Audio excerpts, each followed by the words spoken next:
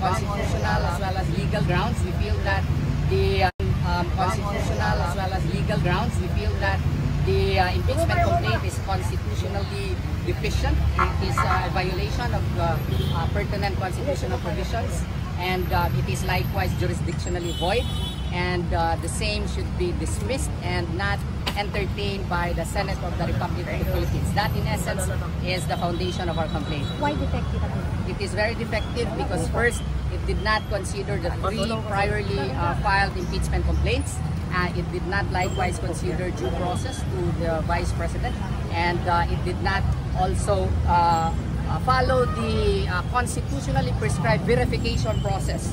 And because of these 3 and other grounds, the impeachment complaint should be dismissed and not entertained, rather. A few moments later.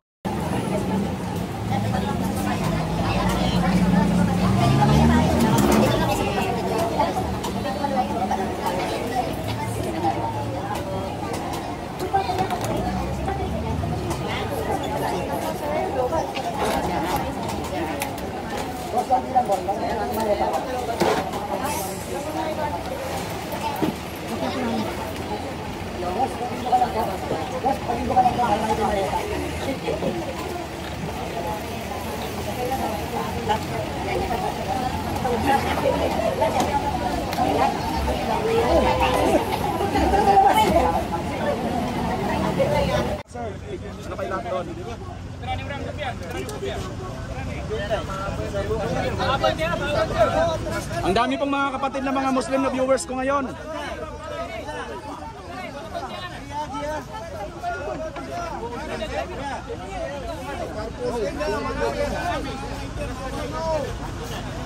Sige. Ayan guys, ayan. Yan, isang sigaw na sigaw kayo ng ano, yung sabay-sabay ng Allahu Akbar. Allahu Akbar! Allahu Akbar! Kuya, video. Ayan, video. Ayan mga kababayan. Takbir! Allahu Akbar! Takbir! Allahu Akbar! Takbir! Allahu Akbar! Picture lang, picture. Thank you, Maria. Wait lang, may picture pa. May nagpipicture pa.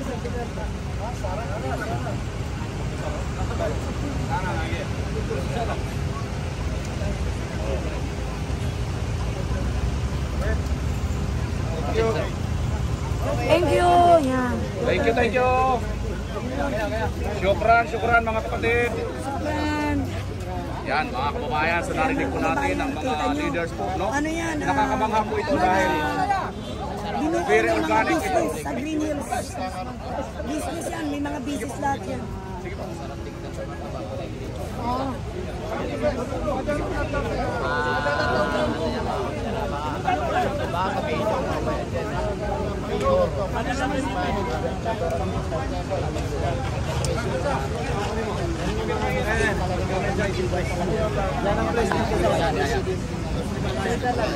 Ayan. Yeah, sige. Mensahe lang ng ating presidente ng Muslim Alliance. At ako sir, bago kayo magmensahe, no, namanga ako dahil yung kanina kay engineer, ngayon lang pala ito nabuo yung alliance ninyo, no? So parang namanga ako dahil ito first time pala pero ganito na kayo karami. Take note, hindi po pala pa kayo magkakaiba po palang tribu ito. Magkaibang grupo. Sige sir, mensahe nyo na lang po sir. Ang mensahe ko lang, una sa lahat, magandang tanghali po sa lahat ng nanonood sa atin. Ang mensahe ko kay BP Sara, wag po kayong matakot. Hindi po kayo nag-iisa. Nandito po ang Muslim Alliance na susuporta sa iyo kahit saan kayo mapunta. At sa lahat po ng mensahe ko rin po sa lahat ng bumoto, mahigit 32 million na bumoto kay BP Sara. Sana po magkaisa na tayo, natulungan si BP Sara dahil ini-impeach nila. So kailangan tayo ni BP Sara magkaisa para sa ating bayan, Mga kapatid, mga kababayan, yung 32,000 votes na bumoto kay VP Sara. Kailangan po tayo ni VP Sara. Sana po marinig nyo itong panawagan namin na sumuporta at sumali sa aming pagkakaisa. Yun lang po, magandang tanghali po sa inyong lahat. Maraming salamat, sir. Reaction nyo na lang po, sir, sa mga susunod ng kay VP. Nagsusulong ng impeachment kay VP Sara. Sana po magpakatotoo na kayo. Dahil alam niyo po sa inyong mga sarili na hindi po impeachable ang ating Vice President. Bakit hindi nila lang atupagin ang problema ng bansa? Marami nang nakawan ngayon, kaliwat kanan ng nakawan. Bilyon-bilyon na ang ninanakaw ng ating mga magnanakaw sa gobyerno. Yung na lang ang i-impeach ninyo, wag lang si VP Sara. Sir, mensahe nyo sa pamunuan ng House of Representatives. Sa lahat ng ating mga kasamaan sa House of Representatives, gawin nyo na lang yung talagang totoong trabaho ninyo. Kalimutan nyo na lang yung impeachment kay Sara. Dahil wala pong hantong ngayon. Dahil hindi namin papabayaan si VP Sara hanggang sa huli. Nandito pa rin kami kay VP Sara. Thank you, sir. Maraming salamat po. Thank you, syukran. Hanggang tayo sa Senate.